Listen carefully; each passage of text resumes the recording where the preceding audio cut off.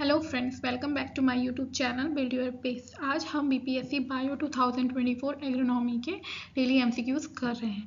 अगर आप मेरे चैनल पर नए हैं तो मेरे चैनल को सब्सक्राइब करना ना भूलें। चलिए शुरू करते हैं। Question number first, which of the following is use for primary tillage. Primary tillage के लिए सबसे पहले इनमें से कौन सा यूज होता है? तो हम यूज करते हैं प्लॉ हम यूज करते हैं। ठीक है, okay. Next question is which state has the highest area and production of potato in India. Potato का सबसे ज़्यादा प्रोडक्शन और वहाँ हाईएस्ट एरिया कहाँ पे है इंडिया का? That is Uttar Pradesh. उत्तर प्रदेश में 15,892 टन्स की पोटैटो हार्वेस्टिंग होती है। ठीक है, और हमारा इसके बाद जो सेकेंड नंबर पे है दैट इज वेस्ट बंगाल। हमारा जो सेकेंड नंबर पे है वो वेस्ट बंगाल है और हमारा थर्ड है बिहार।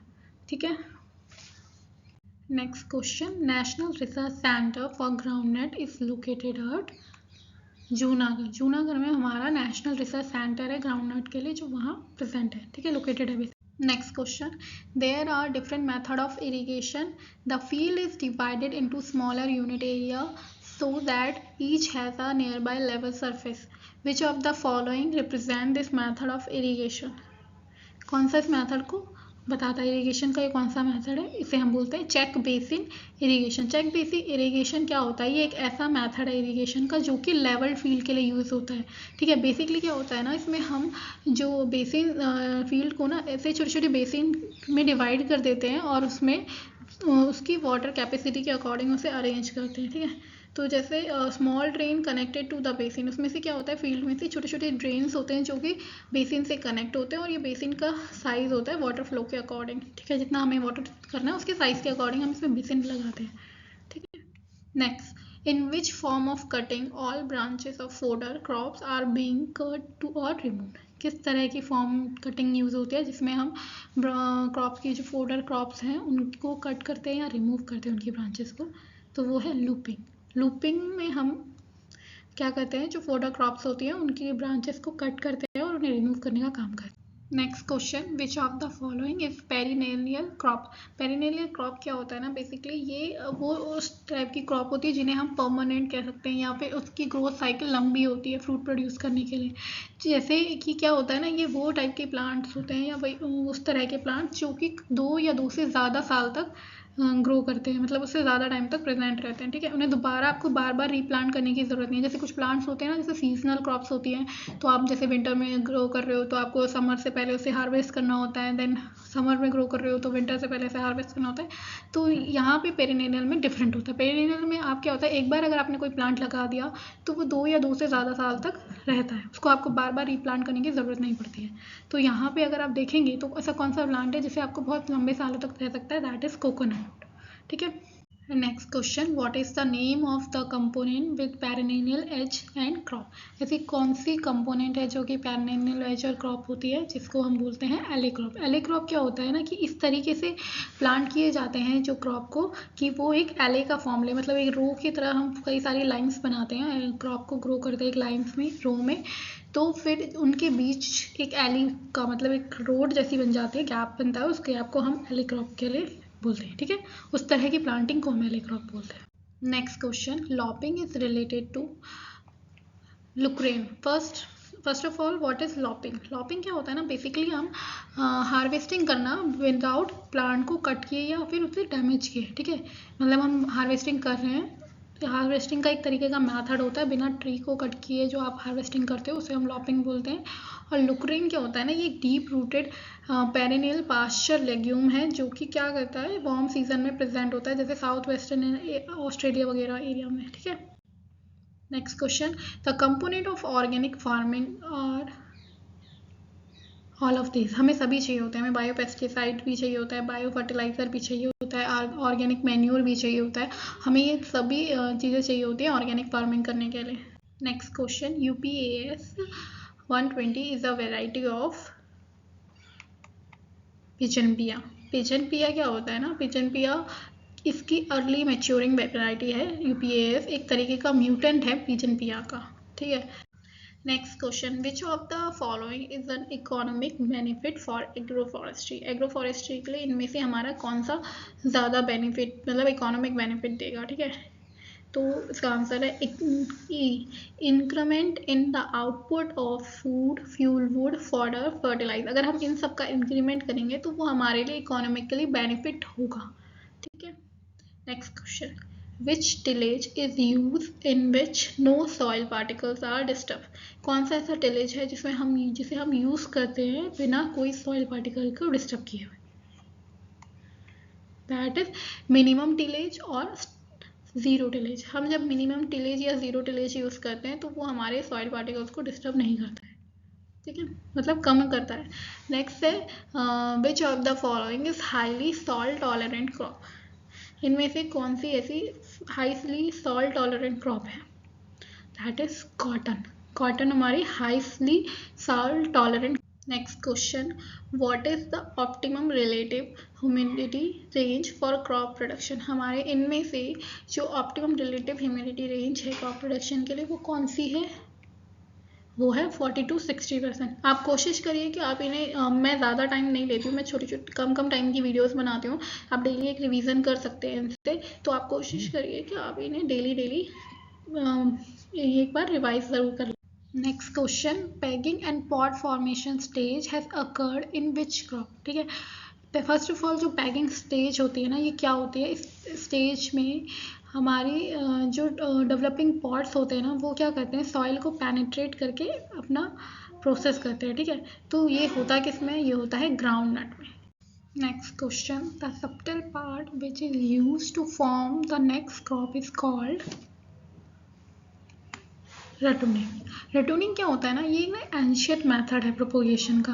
बेसिकली जैसे आप लोगों ने शुगर देखा होगा ना, शुगर केन गन्ना में आपने बर्ड्स देखे होंगे, बीच बीच में उसके एक सबटर्न बर्ड्स पाए जाते हैं। अगर आप क्या करें, अब वो जैसे प्लांट अगर ग्रो है शुगर केन का, अगर आप उसका मिड से या उसके ब्लो से उसे कट करेंगे एंड उसको छोड़ देंगे, मतलब आप एक बार हार्वेस्ट करने के बाद उस प्लांट को अगर वहीं सॉइल पे लगे रहने देंगे ना, प्लांट लगा रहेगा, तो वो दोबारा से वापस से न्यू क्रॉप फॉर्म कर लेगा। तो बेसिकली वही पार्ट होता है रटूनिंग का, कि आप उसे कट करके यूज़ कर सकते हैं एंड देन अगेन हार्वेस्ट कर सकते हैं अगर आप उसे सॉइल में लगे रहने देंगे तो। Ley farming is related to, ley farming किससे रिलेटेड होता है? ये हमारा leguminous pasture with grain crop. Basically ये ना, ये क्यों यूज़ होता है? जैसे कि हम है की तरह ग्रो करते हैं, जैसे है होता है ना हमारा गाय वगैरह को जो चारा होता है ना, उसके लिए हमें जब ग्रो करना होता है ना, तो हम इसका यूज़ करते हैं ले फार्मिंग का। ठीक है, तो ये क्या करता है, क्यों करते हैं? क्योंकि ये लाइफ स्टॉक को मेंटेन करने के लिए लगता है, उनको फुल करने के लिए यूज़ होता है एंड इन्हेंस करता है, मेंटेन द सॉइल फर्टिलिटी। उस केस में हम इसका यूज़ करते हैं। नेक्स्ट क्वेश्चन है, botanical name of American cotton is. American cotton का बॉटनिकल नेम क्या है? वो है हमारा G hirsutum.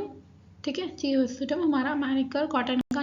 Next question, which of the following is the leguminous crop. देखो लेग्यूमिनेस से नेम से ही पता चला, बेसिकली पर्ल्स है। ठीक है, तो वीट हमारा पर्ल्स नहीं है, बार्ले हमारा पर्ल्स नहीं है, मेज हमारा पर्ल्स नहीं है, तो हमारा जो पर्ल्स में आता है दैट इज सोयाबीन। तो ये हमारा एक लेग्यूमिनेस क्रॉप है।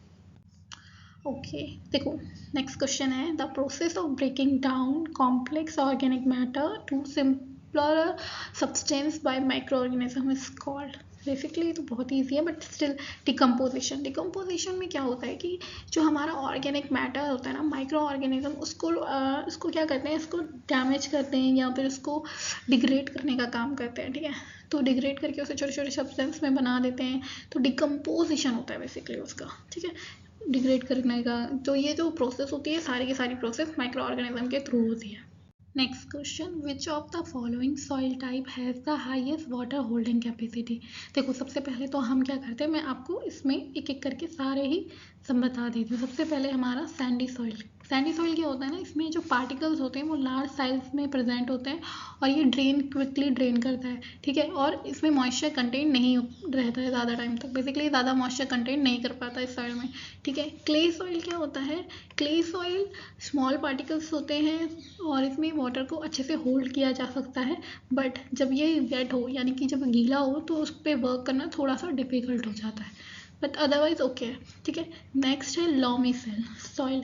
लॉमी सॉइल क्या है ना, ये ना मिक्सचर है बेसिकली इन सारी सॉइल का मिक्सचर होता है, लाइक आपका सैंडी सॉइल, स्लेट और आपका क्ले सॉइल है ना, ये सबका मिक्सचर होता है। ये बहुत आइडियल होता है प्लांट्स की ग्रोथ के लिए, ठीक है। देन स्लिट सॉइल, इसमें जो पार्टिकल्स होते हैं ना ये मीडियम साइज के होते हैं, बट ये अच्छे से मॉइस्चर कंटेन कर सकते हैं, ठीक है। मॉइस्चर को अच्छे से कंटेन करने का काम होता है इनका, बट ये कॉन्ट्रैक्टेड बहुत कंपैक्टेड हो जाते हैं बहुत जल्दी, लाइक सॉलिड का फॉर्म ले लेते हैं, ठीक है। बट हमारा जो यहाँ पे आंसर है that is clay soil. Which of the following soil type has the highest water logging holding capacity.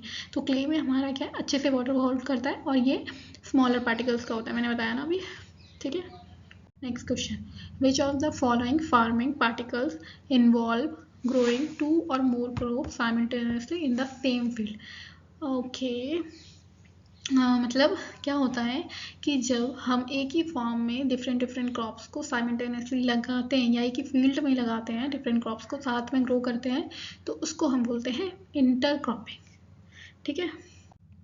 Next, what is the optimum pH range for most crops?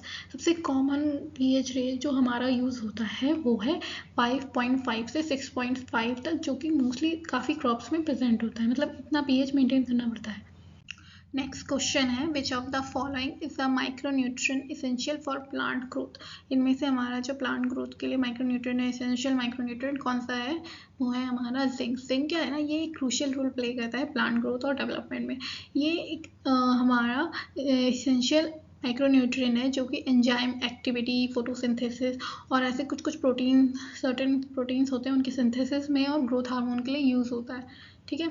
ये क्या करता है ना, ये प्लांट रूट को, जो रूट का जो डेवलपमेंट है ना उसको रेगुलेट करने में हेल्प करता है, सीड जर्मिनेशन में हेल्प करता है, ओवरऑल प्लांट को इम्यूनिटी प्रोवाइड करता है डिजीज़ के अगेंस्ट। तो समझ में आ गया ना जिंक का क्या रोल होता है, ठीक है। Next, which of the following factors is not consider in determining the irrigation schedule? कौन सा ऐसा फैक्टर है जो कि इरीगेशन शेड्यूल को डिटरमाइन करने में यूज़ नहीं होता, ठीक है। That is humidity. आप ह्यूमिडिटी के बेस पे नहीं डिसाइड कर सकते कि आप इरिगेशन का शेड्यूल कैसे रखोगे। Next, what is the primary function of nitrogen fixing bacteria in the soil? इनमें से कौन सा प्राइमरी फंक्शन है नाइट्रोजन फिक्सिंग बैक्टीरिया का सॉइल में? वो है conversion of atmospheric nitrogen into usual form, ठीक है। ये हमारा नाइट्रोजन फिक्सेशन का पहला प्राइमरी फंक्शन है। नेक्स्ट क्वेश्चन है, which of the following is not a major field crop? इनमें से हमारी मेजर फील्ड क्रॉप कौन सी नहीं है? वो है हमारी पोटैटो। देखो इसके भी कई सारे रीज़न है। पहला तो ये कि जैसे पोटैटो मतलब उसकी जो यील्ड है वो लोअर है कंपेयर टू अदर क्रॉप के, ठीक है। इसका जो यील्ड पर हेक्टर है वो बहुत लेस है। अदर क्रॉप अगर आप देखेंगे वीट के, राइस के, और इन पोटैटो की जो सेल्फ लाइफ होती है ना वो भी बहुत कम होती है, क्योंकि उसको हम स्टोर नहीं कर सकते लॉन्ग टाइम के लिए, वो खराब हो जाएगा। लेकिन जो वीट है, राइस है, ये हमारे बहुत लंबे टाइम तक स्टोर करके रख सकते हैं, बहुत लॉन्ग टाइम तक स्टोर करने का काम करते हैं, ठीक है। तो इसलिए ये हमारा मेजर फील्ड क्रॉप नहीं है। नेक्स्ट क्वेश्चन है, in which system agriculture crop trees pasture is grown? ठीक है, कौन से सिस्टम में हम ये एग्रीकल्चर ट्रीज, पास्चर्स ये सब ग्रो करते हैं? That is agro silvo pastoral system. ये सिस्टम क्या होता है ना, इसमें आपके जो ट्रीज या शर्ब्स या प्लांट क्रॉप्स होते हैं ना उनको इस तरीके से इंटीग्रेट किया जाता है या बेसिकली मैनेज किया जाता है कि वो एक दूसरे के बेनिफिट लेके ग्रो हो सके, ठीक है। तो ये बेसिकली जो मेथड है ना, ये एक एग्रो फॉरेस्ट्री मेथड के थ्रू से भी हम जानते हैं, एग्रो फॉरेस्ट्री के उससे भी जानते हैं। इसमें करते क्या है कि जो प्लांट्स होते हैं ना उन्हें स्ट्रेटेजिकली प्लांट किया जाता है एग्रीकल्चर लैंडस्केप में, ठीक है, वहाँ पे, और वो मतलब उसमें बहुत सारे उनके बेनिफिट्स देख के ग्रो किया जाता है, लाइक उन्हें किस तरह का शेड की ज़रूरत है, किस तरह की उन्हें एयर की, वाइंड की ज़रूरत है या सॉइल की ज़रूरत है, ये सब देखकर हम ग्रो करते हैं क्रॉप को, ठीक है। Next question, seeds are dropped in the furrow opened by the plow and the same is closed or covered when next furrow is opened. This is known as sowing behind the plow. Basically क्या होता है इस process में, हम पहले soil को break करते हैं या उसे टर्न ओवर करते हैं, प्लो करते हैं, और उसके बाद हम उसे डायरेक्टली सीड प्लांट करते हैं बाय हैंड और एनी ड्रिल मशीन या एनी प्लांटर से हम उसमें सीड को सोइंग करते हैं। इससे क्या होता है ना कि टाइम सेविंग होता है, सॉइल मॉइस्चर रिटेंशन मिलता है सीड्स को अच्छे से, और वीड सप्रेशन हो जाता है, and soil to soil contact भी इम्प्रूव होता है। काफ़ी बेनिफिट्स होते हैं इस मेथड के थ्रू भी। नेक्स्ट क्वेश्चन है development of agriculture ecosystem intended to be sustainable and self sufficient. हम इसके लिए कौन सा मेथड यूज़ करते हैं, दैट इज़ पर्माकल्चर। पर्माकल्चर क्या होता है, एक मिमिकिंग नेचुरल इकोसिस्टम होता है बेसिकली। इसको हम परमानेंट एग्रीकल्चर या फिर परमानेंट कल्चर भी कहते हैं, ठीक है। तो ये ना बेसिकली एम्फेसाइज करता है कि जो long term sustainability and harmony with nature. कई सारी चीज़ें हम इसमें करते हैं, लाइक हम क्या करते हैं, ऑब्जर्वेशन करते हैं, इंट्रैक्शन करते हैं। लाइक हम पहले उसका जो पैटर्न है उसे अंडरस्टैंड करने की कोशिश करते हैं इकोसिस्टम की, फिर उसके अगेंस्ट या उसकी एक्टिविटी के एंगेजिंग करते हैं, अपने डिज़ाइन सस्टेनेबल सॉल्यूशन प्रिपेयर करते हैं। कोई प्रॉब्लम है तो उसके लिए सॉल्यूशन देखते हैं, और कई सारी चीज़ों के लिए हम इसका यूज़ करते हैं। ओके गाइस, आज के लिए बस इतना ही। आई होप आपको मेरा लेक्चर अच्छा लगा होगा। अगर आपको मेरा लेक्चर अच्छा लगा है तो प्लीज़ मेरे चैनल को सब्सक्राइब और मेरी वीडियो को लाइक शेयर करना ना भूलें, ठीक है। Thank you, bye bye.